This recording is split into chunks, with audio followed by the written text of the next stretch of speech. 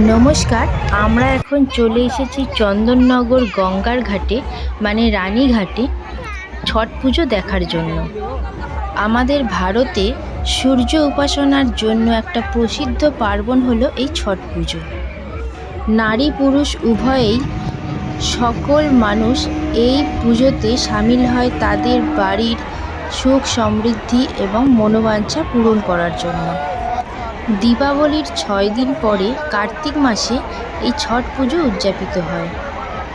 এই ছট পুজো সূর্য ষষ্ঠী ব্রত, আবার সৌর উৎসব এইসব নামেও বিভিন্ন জায়গায় প্রচলিত আছে। কারণ এই ছট পুজোর প্রধান দেবতা হলেন সূর্যদেব।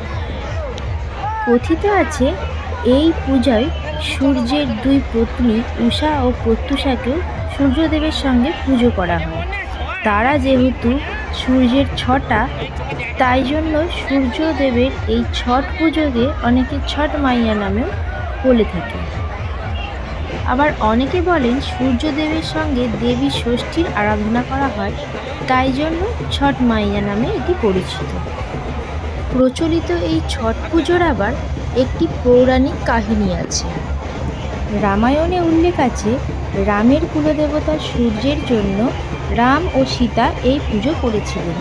আবার মহাভারতে উল্লেখ আছে দ্রৌপদী ধম্ম ঋষির উপদেশ মেনে সূর্যদেবের আরাধনা করে অক্ষয় পাত্র লাভ করেছিলেন। আর সঙ্গে মহাবীর কর্ণের কোমর পর্যন্ত জলে নেমে সূর্যের উপাসনা করার উল্লেখ আছে।